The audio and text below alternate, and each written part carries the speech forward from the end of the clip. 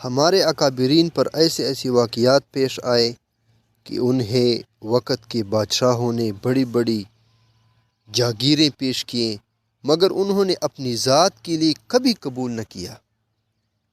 حضرت عمر رضی اللہ تعالیٰ عنہ کی پوتے حضرت سالم رحمہ اللہ ایک مرتبہ حرم میں تشریف لائے۔ مطاف میں آپ کی ملاقات وقت کے بادشاہ ہشام بن عبد الملک سے ہوئی۔ ہشام نے سلام کے بعد عرض کیا، حضرت کوئی ضرورت ہو تو حکم فرمائیں تاکہ میں آپ کی کوئی خدمت کر سکوں۔ آپ نے فرمایا، ہشام، مجھے بیت اللہ شریف کے سامنے کھڑے ہو کر غیر اللہ سے حاجت بیان کرتے ہوئے شرم آتی ہے، کیونکہ اللہ رب العزت کی ادب کا تقاضا یہ ہے کہ یہاں فقط اسی کے سامنے ہاتھ پھیلایا جائے، اسی سے مانگا جائے۔ ہشام لاجواب ہو گیا۔ اللہ کی شان کہ حرم شریف سے باہر نکلے تو ہشام بھی اسی وقت باہر نکلا۔ آپ کو دیکھ کر پھر قریب آیا اور کہنے لگا، حضرت اب فرمائے کہ میں آپ کی کیا خدمت کر سکتا ہوں؟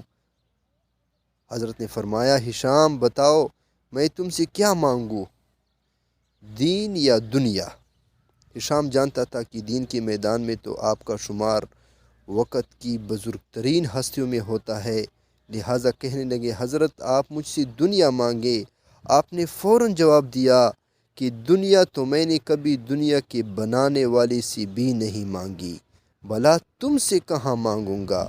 یہ سنتے ہی ہشام کا چہرہ لٹک گیا۔ تو ان حضرات پر دنیا کی حقیقت کھل چکی تھی۔